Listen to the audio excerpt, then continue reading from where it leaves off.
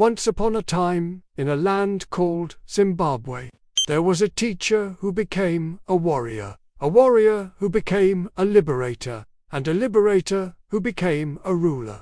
His name was Robert Gabriel Mugabe. Born in 1924 in a small village, Mugabe grew up under the shadow of colonial Rhodesia, a land where the best soil belonged to a few white settlers, and the African majority lived under strict laws. But young Mugabe was not ordinary.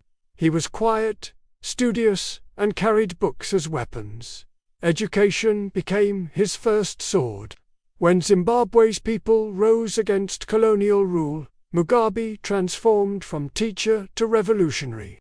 He led the Zimbabwe African National Union (ZANU), a movement that fought through fire and blood for freedom. For more than a decade, the bush echoed with gunfire as guerrilla fighters battled the mighty Rhodesian army.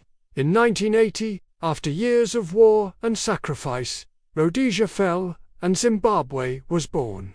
The new flag rose, and Mugabe stood before the world as a hero, the man who defeated white minority rule. He was praised, celebrated, even called the Star of Africa. Schools were built, healthcare expanded, and for a moment, Zimbabwe shone bright. But power, like fire, is dangerous. Over the years, Mugabe's rule hardened. Critics were silenced, opposition crushed, and his dream of land reform, giving farms back to the people, turned into chaos. The world turned from applause to condemnation.